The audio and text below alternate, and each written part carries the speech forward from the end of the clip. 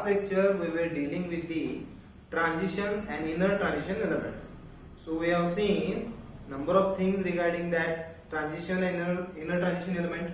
In that we have seen first of all introductory part, and in that we have seen what is the definition, what is the general electronic configuration, their position in the periodic table, how electrons are entered in outermost shell.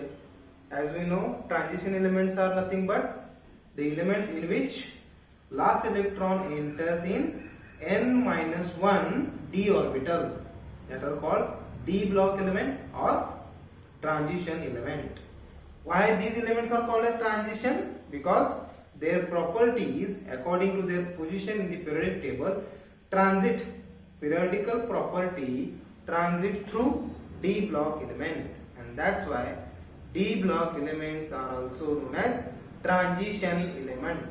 Okay, then we have seen their general electronic configuration, how general electronic configuration of that particular transition element is written. We have seen there are several series, 3D, 4D, 5D, 6D series, and their respective general electronic configuration we have seen.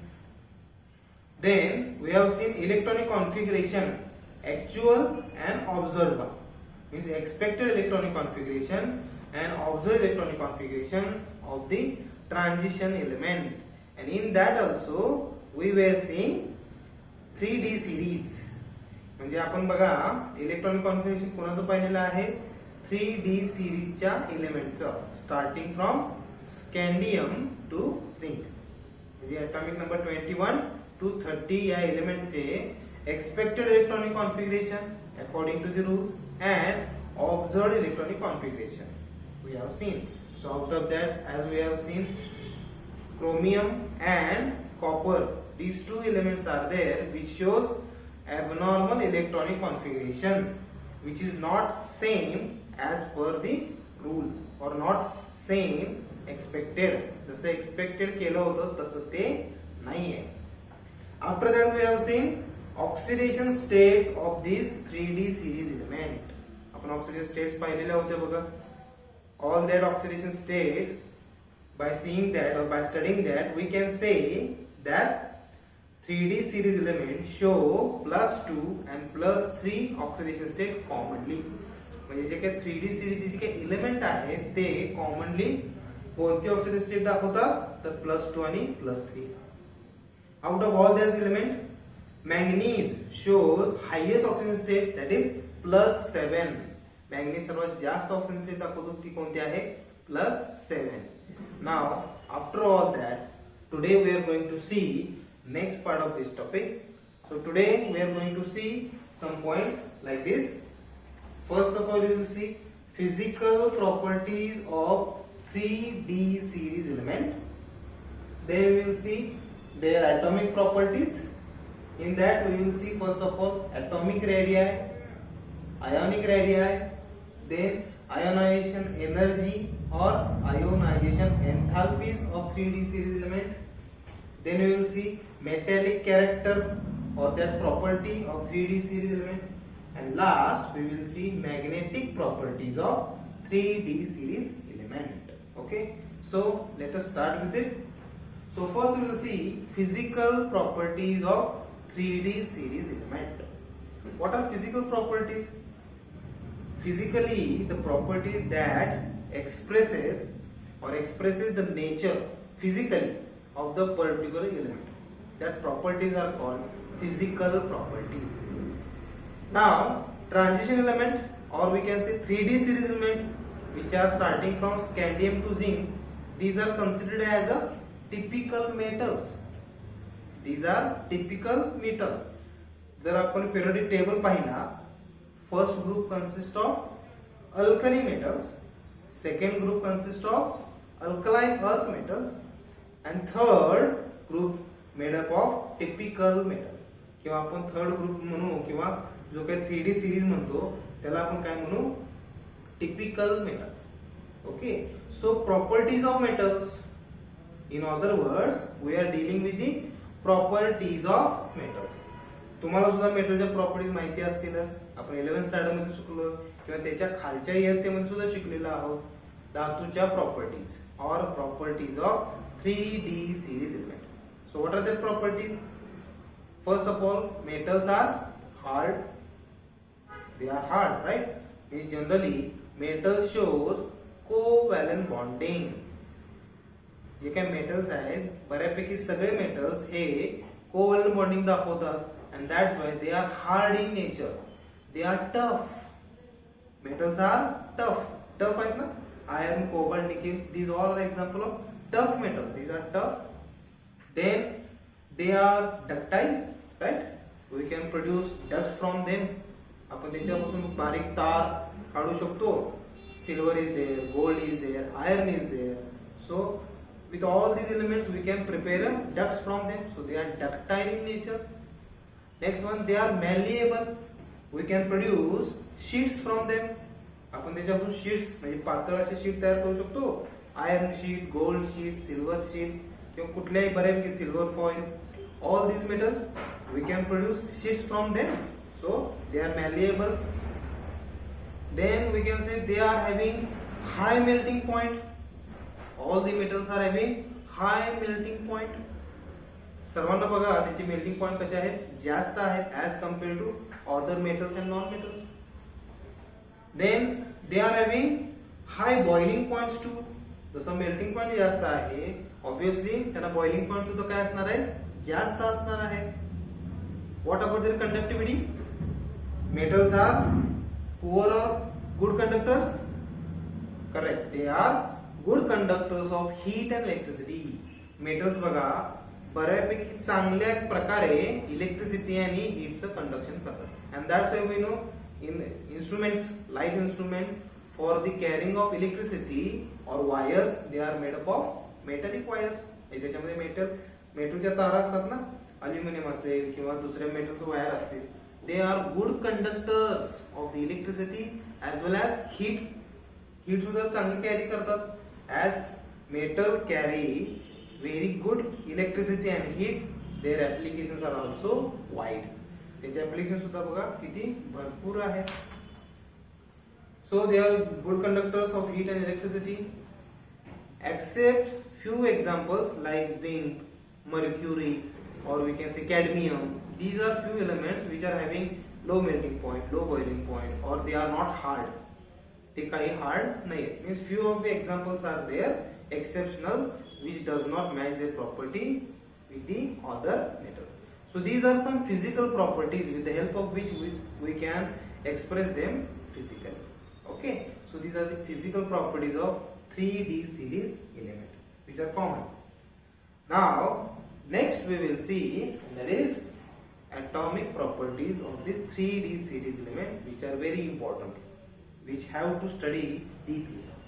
So here I have drawn a chart with the help of which you will get the idea about their atomic radius, their ionic radius and ionization energy. These three atomic properties. Okay. So first property we will see, that is atomic radii or atomic radius. So the question comes, what is atomic radius?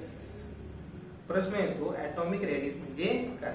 आपण याच्या आधी सुद्धा शिकलेलो आहोत, पुन्हा एकदा आपण उजळणी करूया. What is atomic radius? It is nothing but the half of the distance between nuclei, two nuclei of the diatomic molecule. काय आहे atomic radius? It is the half distance between two nuclei of the diatomic molecule. म्हणजे ज्यावेळी दोन atom एकमेकाला काय होतील किंवा एखादा एलिमेंट हा डायॲटॉमिक स्वरूपात असेल तर दोन ऍटम एकत्र असतील तर त्या दोन ऍटम मधला जो काही न्यूक्लियस असतो त्या न्यूक्लियस मधलं जे काही डिस्टन्स असतं that distance is called as atomic radius. For example, I will draw here. या प्रकारे समजा हा एक ऍटम आहे, हा दुसरा ऍटम आहे, and these are the nucleus. So this distance, this is the distance between two nuclei and half the distance. म्हणजे या दोन्ही मधलं जे काय मध्य डिस्टन्स आहे म्हणजे इथून इथपर्यंत, that distance is called as atomic radius. Atomic radius. Now what would be the trend of this property in this element or in the periodic table. ही जी प्रॉपर्टी आहे atomic radius याचा ट्रेंड काय असेल कुणामध्ये 3D सिरीज एलिमेंट मध्ये 3D series मध्ये म्हणजे स्कँडियम to zinc मध्ये. Now we are going to see the trend of this property, that is atomic radii, in this element. So see here, these are the elements scandium to zinc, atomic number 21 to 30, and here atomic radii which is indicated by formula only m. Why m? Because atomic radii always tend to show in its metallic form or stable form. इथं stable form दाखवलाय बघा, म्हणजे त्याच्यावरती positive किंवा negative असं चिन्ह नाहीये. Positive और negative sign indicates either that metal has lost electron or gained electron, and when it is so there is a plus or minus electron. Plus किंवा मायनस इलेक्ट्रॉन झाले तर ती कोणती रेडियस असते? आयोनिक रेडियस असते. आपण बघणारच आहोत. So this is atomic radius.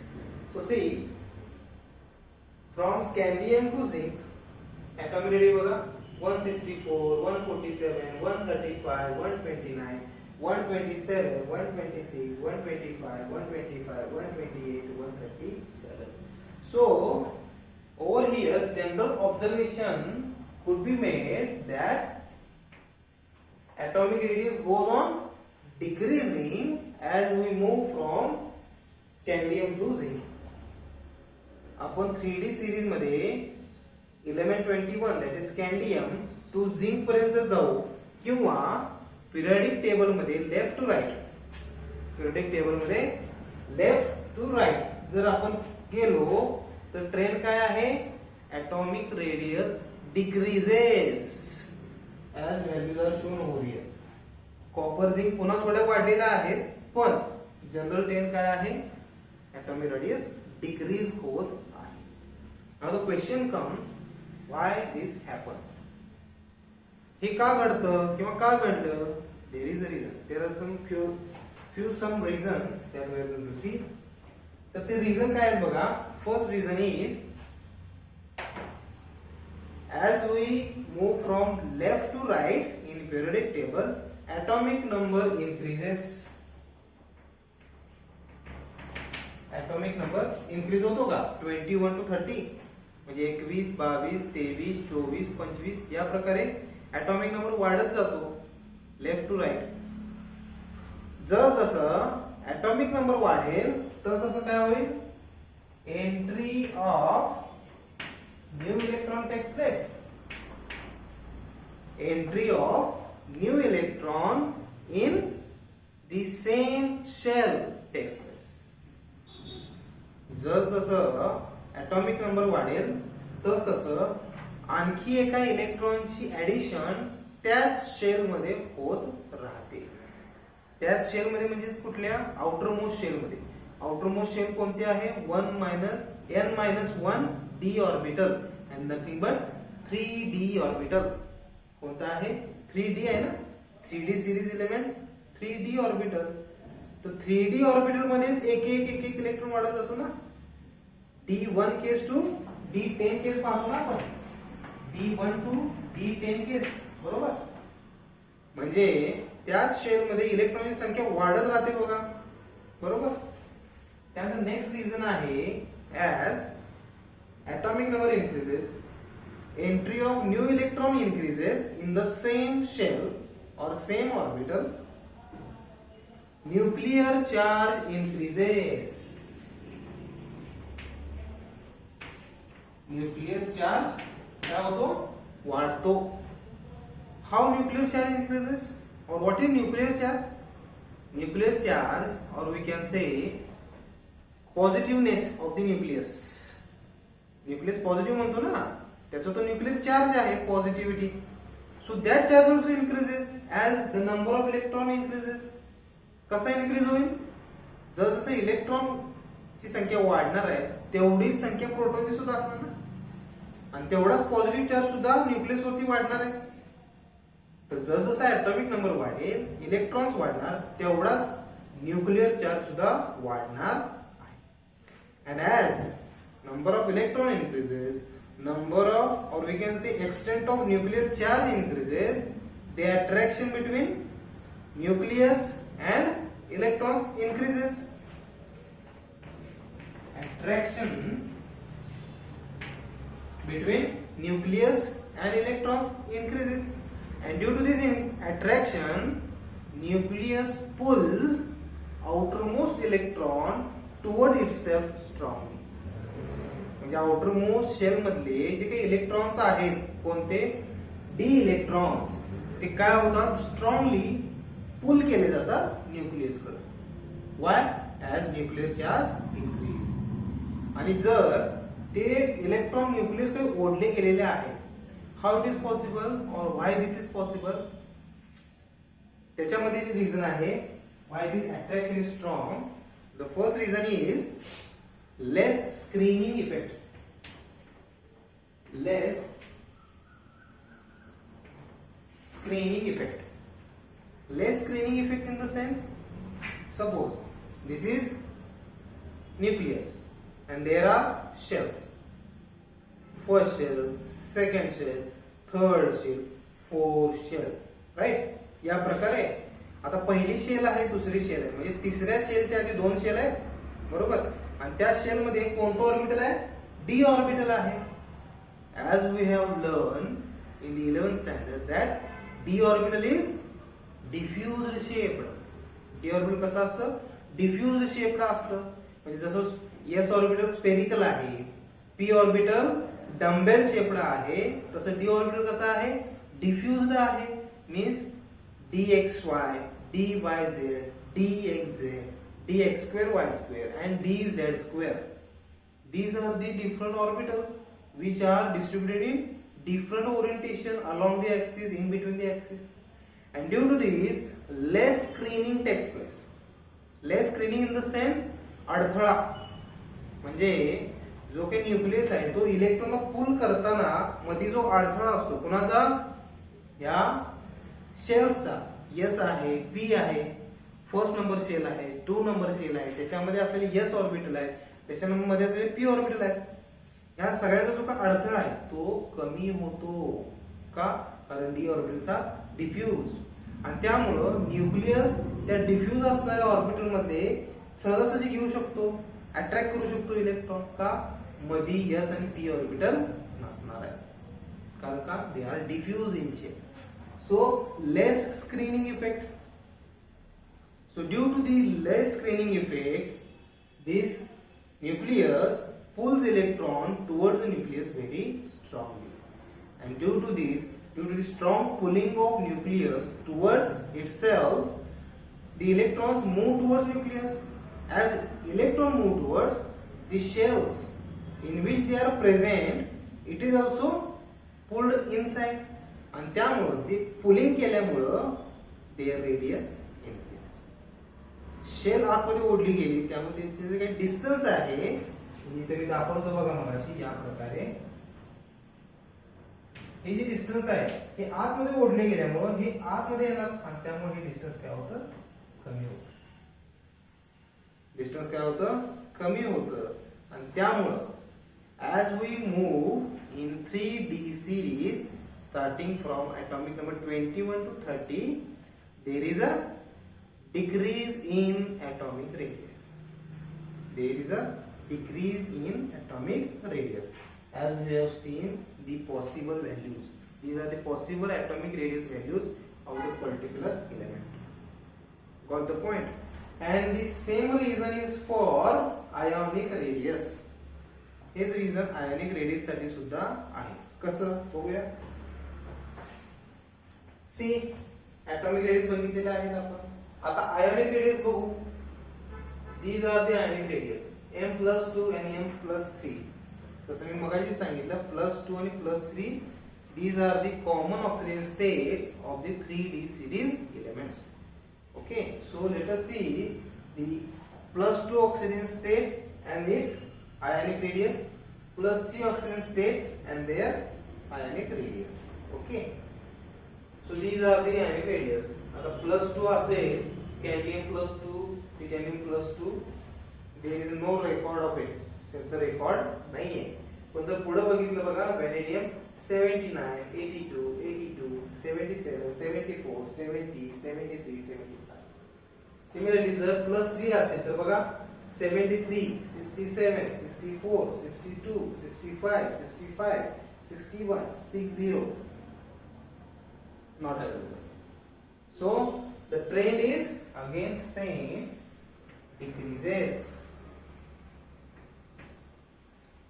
Ionic radius, as we move from left to right in periodic table in 3D series, ionic radius of the elements decreases. Ionic radius सुद्धा काय होते? Decrease होते. आता प्रश्न येतो, what is ionic radius? Ionic radius म्हणजे काय? तर first of all definition, atomic radius बघितली. तसं ionic radius. Ionic radius is nothing but the distance between nucleus and outermost electron present in the atom. outermost electron. आता outermost electron का म्हटलं इथं? कारण जर एखादा ॲटम इलेक्ट्रॉन लूज करतो, +2 झाला, तर +2 झाल्यानंतर 4s मध्ये 2 इलेक्ट्रॉन गेले, मग राहिलं कुठं? 3d मध्ये. तर सेंटर पासून ते आउटरमोस्ट इलेक्ट्रॉन म्हणजे डी मध्ये इलेक्ट्रॉन पर्यंत जे काय अंतर आहे त्याला काय म्हणायचं आहे? Ionic radius. That is ionic radius. आता इथला आयन कुठला असेल हो? प्लस चार्ज आहे म्हणजे कॅटायन असणार आहे. So ionic radius decreases. ही आयोनिक रेडियस काय होत जाते? डिक्रीज होत जाते. Reason same, as atomic number increases, number of entry of a new electron takes place in the same shell. Due to that, nuclear charge increases. Due to that, pulling of electron toward itself by the nucleus takes place. And the nucleus electron pull करत असेल, same way it pull down, and that's why radius also pull down, and that's why ionic radius also decrease. Ionic radius सुद्धा काय होते? Decrease होते in this fashion. Okay, so this is about ionic radius, atomic radius, ionic radius. Next property is ionization energy, or we can say ionization enthalpy. So first of all, see the definition of ionization enthalpy. What is ionization enthalpy or ionization energy? The energy which is required for to remove an outermost electron of an atom in its gaseous state. That energy called as ionization energy. Gaseous state किंवा excited state म्हणू आपण. ज्यावेळी एखादा item ground state मधून excited state मध्ये जातो, त्या excited state मध्ये आउटरमोस्ट इलेक्ट्रॉन जो असतो तो बाहेर काढण्यासाठी जी एनर्जी लागते त्या एनर्जीला काय म्हणायचं आहे? आयोनायझेशन एनर्जी, और we can say ionization enthalpy. That energy is calculated in kilojoule per mole. Okay, आणि इथं सुद्धा आपण जे ॲटॉमिक आणि आयोनिक रेडियस पाहिले होते बघा, it is measured in picometer. Picometer. Okay, so see ionization energy किंवा एंथैल्पी, त्याचा ट्रेंड काय आहे बघू आपण आता 3D सिरीज मध्ये. The trend of ionization energy in 3D series काय आहे बघू. बघा कसे आहे. From scandium to zinc 631, 656, 650, 653, 717, 762, 758, 736, 745, 906. So here there is increase, means ionization energy काय होत जाते? वाढत जाते ना. Means we can say as we move left to right in periodic table, that is from scandium to zinc, atomic number 21 to 30, the ionization energy goes on increasing. Ionization energy काय होत जाते? वाढते. आता ती का वाढते? Let us see the reasons behind it. Reason बघूया. Atomic radius, ionic radius काय झालेली आहे, कमी झालेली आहे, तर आयोनायझेशन एनर्जी वाढलेली आहे. आता ते का वाढते बघा. The reasons are like this. As ground state atom undergoes excitation, they need some energy to remove electron. So, when outermost electron is there, it is very easy to remove them. तर बाहेरच्या कक्षेचा electron असेल तर तो बाहेर काढण्यासाठी सोपा आहे आणि त्यामुळे एनर्जी कमी लागते. ॲटॉमिक नंबर 21 त्याच्यामध्ये इलेक्ट्रॉन किती आहे, तो ओनली 1 आउटरमोस्ट इलेक्ट्रॉन आहे. 3d1 केस म्हणतो ना, 4s2 3d1 आहे, म्हणजे तो एकच इलेक्ट्रॉन बाहेर काढायचा आहे. त्यामुळं तो इलेक्ट्रॉन बाहेर काढण्यासाठी जी एनर्जी आहे ती कमी लागते. का? कारण आउटरमोस्ट मध्ये एकच इलेक्ट्रॉन आहे. There is only 1 electron in outermost shell plus less nuclear charge. So less pulling of electron towards itself. So less energy is required to remove electron from outermost shell. एकच electron आहे त्यामुळे nuclear charge सुद्धा 1 च्या बरोबरच असणार आहे. जर 2 electron असतील तर न्यूक्लियर चार्ज 2 असेल, 3 असेल तर न्यूक्लियर चार्ज 3 असेल. म्हणजे जसे आउटरमोस्ट इलेक्ट्रॉन वाढतील तसं न्यूक्लियर चार्ज सुद्धा वाढणार आहे आणि त्यामुळं जेवढं पुलिंग वाढेल तेवढं इकडून इलेक्ट्रॉन बाहेर काढण्यासाठी एनर्जी सुद्धा जास्त लागणार ना. कारण ह्या फोर्सच्या विरुद्ध न्यूक्लियर फोर्स जो आहे त्याच्या विरुद्ध तुम्ही इलेक्ट्रॉन बाहेर काढताय. त्यामुळं जेवढा न्यूक्लियर फोर्स जास्त तेवढा इलेक्ट्रॉन बाहेर काढण्यासाठी म्हणजे आयोनायझेशन एनर्जी जास्त लागणार आहे. आणि जसं आपल्याला माहिती आहे स्कॅन्डियम पासून झिंक पर्यंत जर गेलो, atomic number increases, number of electron increases, nuclear charge increases, nuclear pulling increases, and that's why ionization energy also increases. म्हणजे आउटरमोस्ट शेल मधून इलेक्ट्रॉन बाहेर काढण्यासाठी सुद्धा एनर्जी जास्त लागणार आहे. So that's why here as we move from scandium to zinc, ionization energy goes on increasing. Energy काय होणार आहे, वाढणार आहे. and that's why here are the figures which indicates increase in ionization energy in 3D series. Got the point? So this was about the ionization energy. बघा आपण 3 property एका chart मध्ये पाहिलेल्या आहेत. First atomic radius, then ionic radius, and then ionization energy or ionization enthalpy. Okay, these all properties are interrelated with each other. That's why this chart will help you to understand. One more concept is there under ionization enthalpy. There is no only one ionization energy. जेवढे electron असतील outermost मध्ये किंवा त्याच्या आतमध्ये तेवढ्या ionisation energy असणार आहे. Suppose if there is a 3d3 case, okay, 3d3 म्हणजे किती इलेक्ट्रॉन आहे, तो 3 इलेक्ट्रॉन आहे. पहिला इलेक्ट्रॉन जो असेल त्याला पहिली आयोनायझेशन एनर्जी, दुसरा इलेक्ट्रॉन असेल त्याला दुसरी इलेक्ट्रॉन एनर्जी आणि तिसरा असेल त्याला तिसरी आयोनायझेशन एनर्जी. बरोबर. आता ह्या 3 इलेक्ट्रॉन मध्ये, ह्या तिन्हीमध्ये 3d3 केस मध्ये म्हणतोय ज्याच्या आउटरमोस्ट मध्ये 3 इलेक्ट्रॉन आहेत, पहिले इलेक्ट्रॉन काढण्यासाठी जी एनर्जी लागणार आहे ती जास्त असेल का कमी असेल हो या तिन्ही पैकी, तर ती कमी असणार आहे as compared to second and third. का?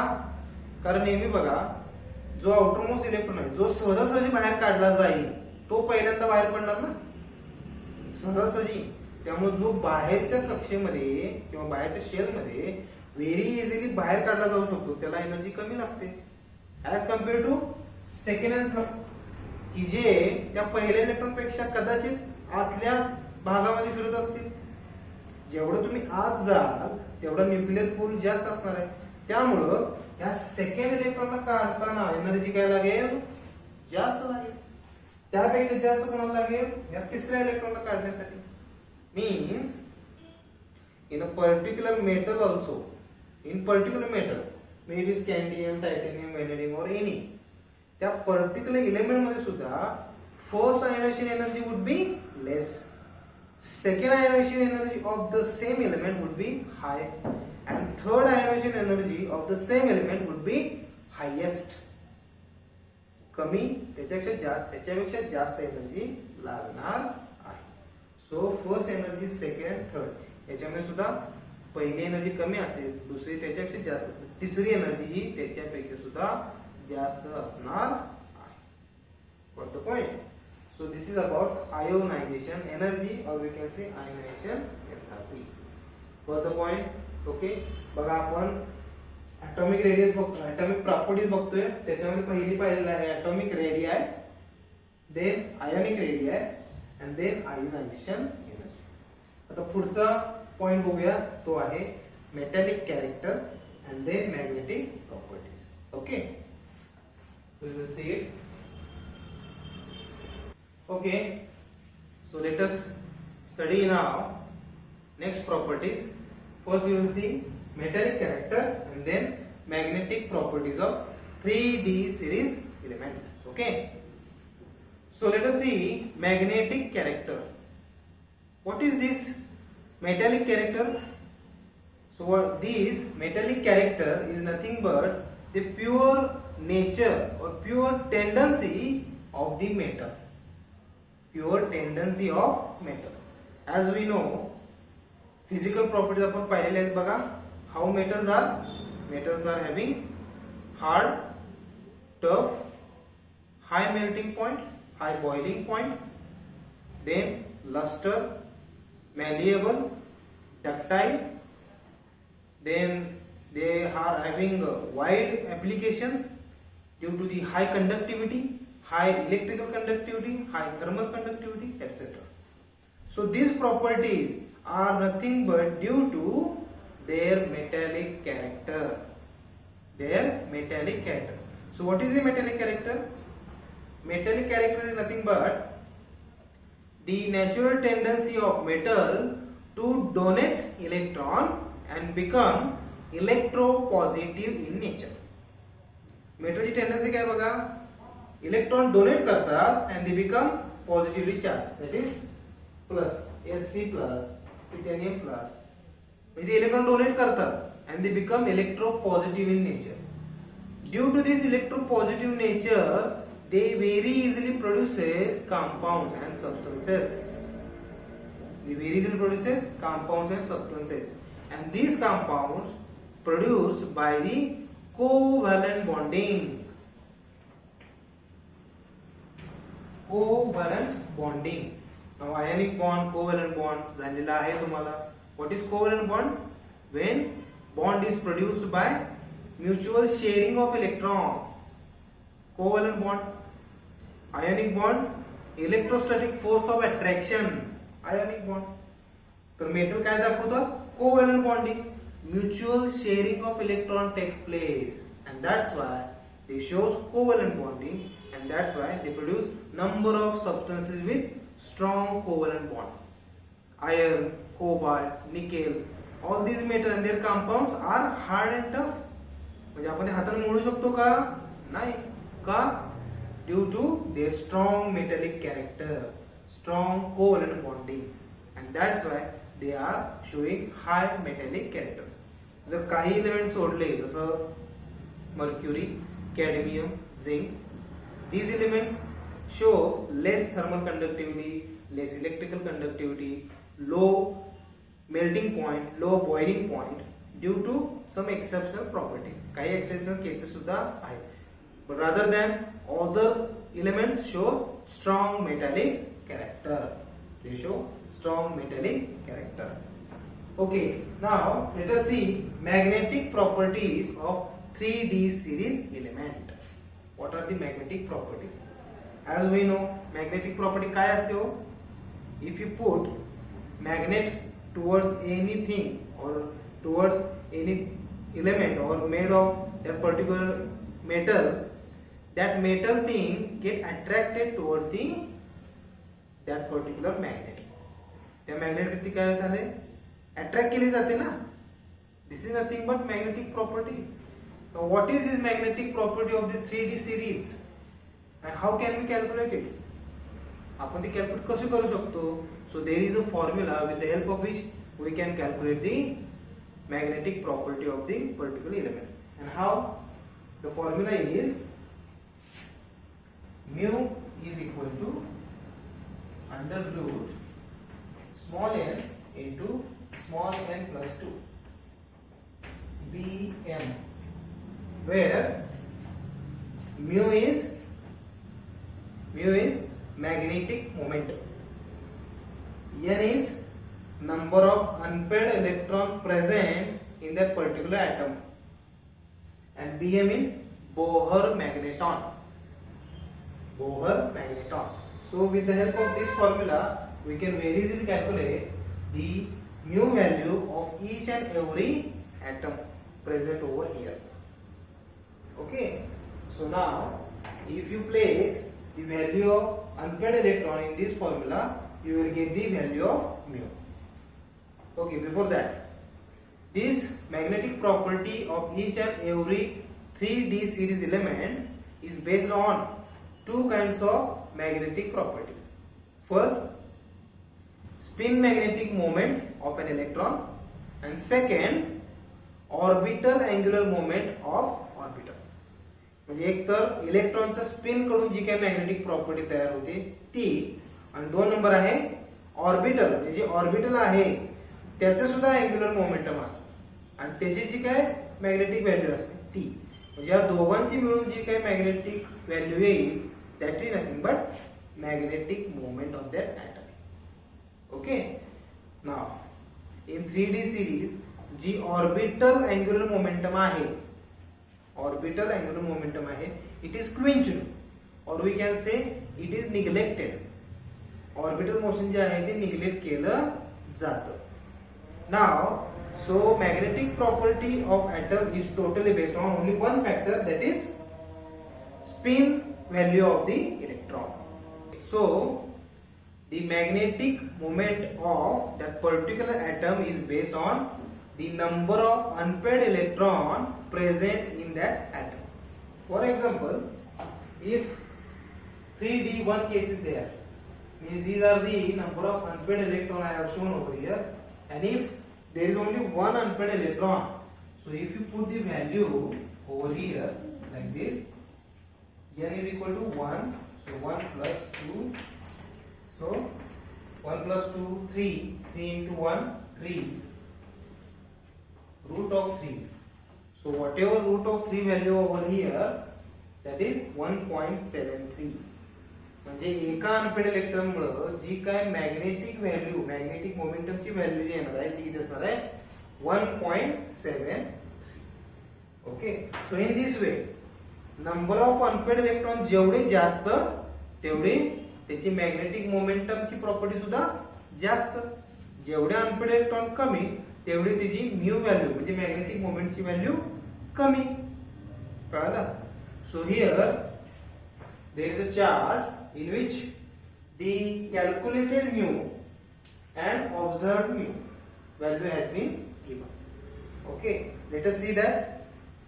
So here are the cases in the sense, as we know this 3D series shows plus 2 plus 3 oxygen state commonly. So if they lose 2 electron, if they lose 3 electron, so number of unpaired electron present in that atom may differ, and due to that their magnetic moment also differ.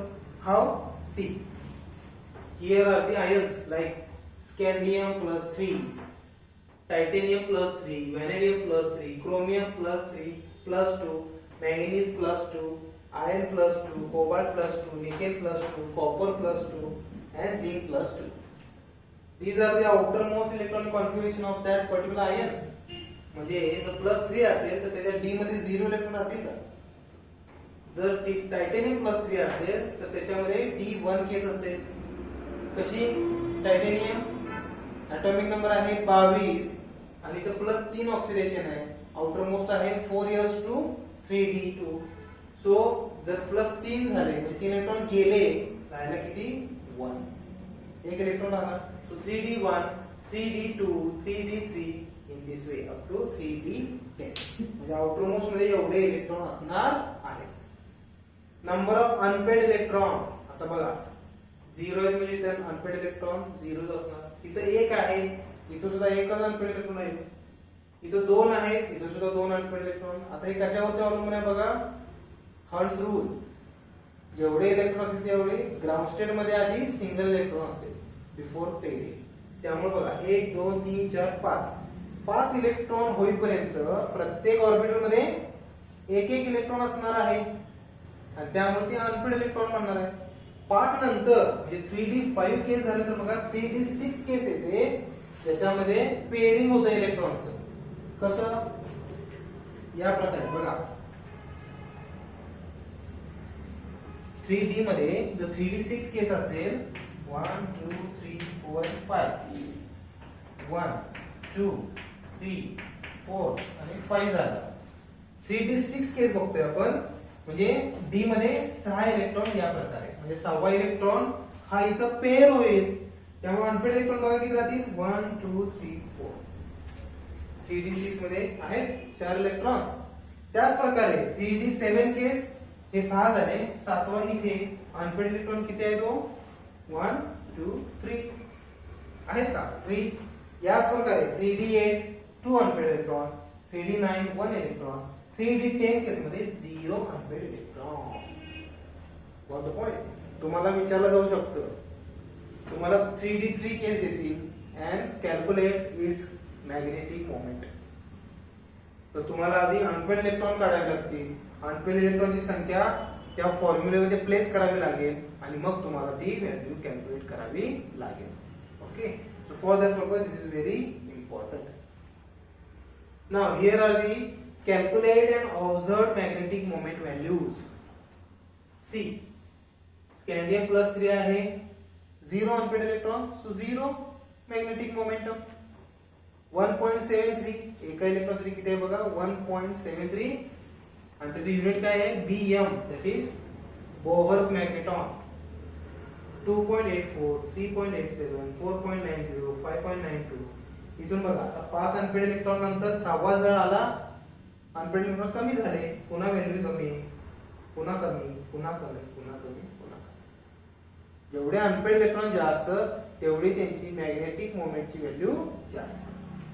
हे आहे ऑब्झर्व्ड one जास्त फरक नाहीये तरी सुद्धा बघा 1.73 आहे इथं 1.75 आहे 2.84 आहे इथं 2.76 आहे 87 आहे 86 आहे 90 80 92 96 आहे इथं 4.90 इथं बघा 5.3 to 5.5 इथं 4.4 to 5.2 2.9 3 and 4 1.8 2.2 and 0. So these are the magnetic moment values of the 3D series element which is totally based on number of unpaired electron present in that particular atom. Got the point? Okay. Now, based on the magnetic moment value of the particular 3D element, they are divided into 3 types, and we know them very well. पहिला type कोणता आहे बघा पहिला type आहे diamagnetic.